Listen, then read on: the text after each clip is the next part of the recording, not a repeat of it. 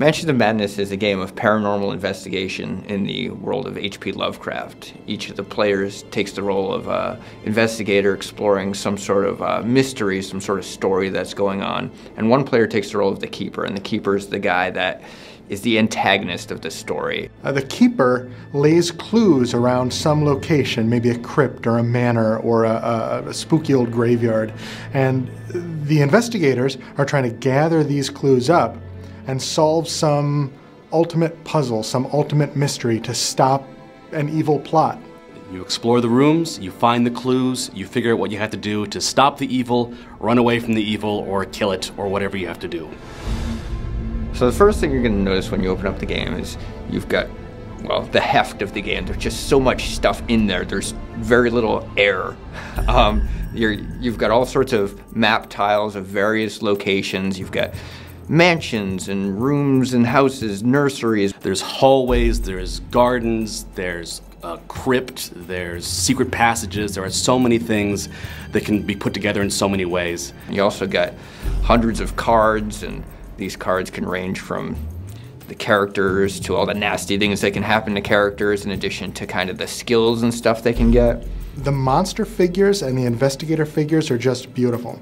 Now the monster figures in particular, what's cool about them is that they've got a slot in the base where you can slide in the monster tokens, and only the pertinent information, the pertinent statistics about that monster shows through. There's shoggoths and Migo and witches and zombies and maniacs and the things that you want to find in a game. At the start of the game, the keeper will make his decision as far as what he's trying to do. He gets a secret card that tells him how he wins the game and how the investigators win the game. He can look at this at any time, but the investigators don't actually know how they can win or how to stop the keeper until they've uncovered all the clues. For the players to know where they need to go, what they need to find, they really need to listen to the story that's being told to them. For example, they might find a clue card that says the mistress of the house was kind of a pack rat or a hoarder. This could indicate that the next clue is where? Maybe in the storage room, in the basement, in the attic. You've got to think, what do I know about this character, and what do I know about this setting, and what do I know about this house in particular? Where could I go? Where's the next clue? And once they start finding clues, those clues will tell them in the story text where it is they need to go next. You'll find yourself really talking this kind of thing out with your fellow investigators, deciding what the next best move is. Eventually, they're going to uncover these different clues, and they're going to find the final clue, and the final clue triggers what we call the finale. And during the finale, the keeper's objective is revealed. This is when everything's on the line. This is when the investigators are going to win or the keeper's going to win, but we don't know who, and it's going to be dramatic and climactic conclusion. Sometimes it's a big fight, sometimes it's not. There's a wide range of different ways that this game can end. Player's turn, the average investigator's turn, they have a lot of interesting opportunities and choices to make. There are a number of instances where investigators will run into a spot where their intellect determine the success.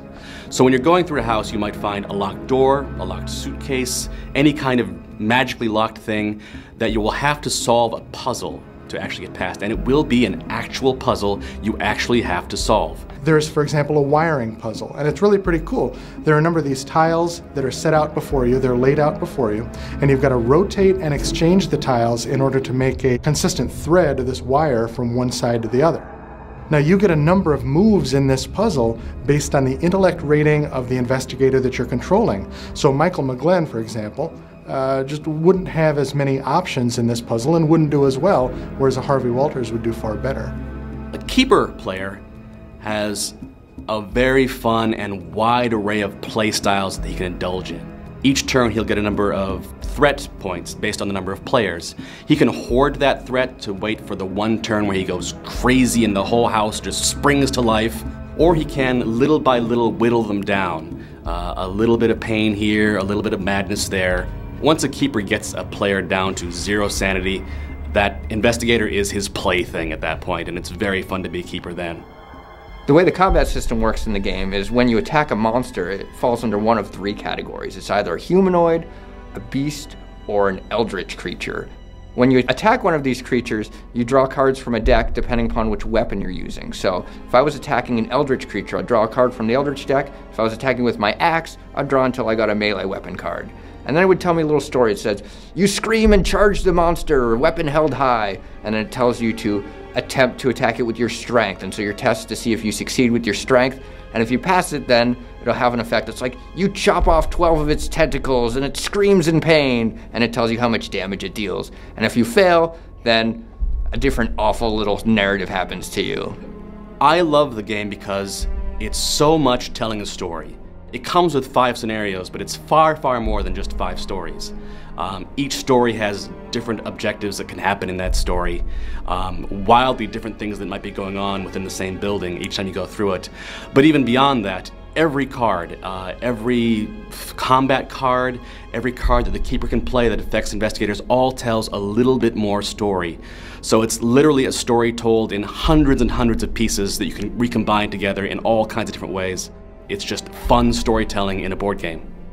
Well, if you're a fan of Arkham Horror, then Mansions of Madness will jump out at you as being a great opportunity to see your favorite characters in kind of a different setting, in kind of a closer, more intimate setting. If you're not familiar with Arkham Horror or Call of Cthulhu, the card game, it's still just good suspense, horror, mystery fun.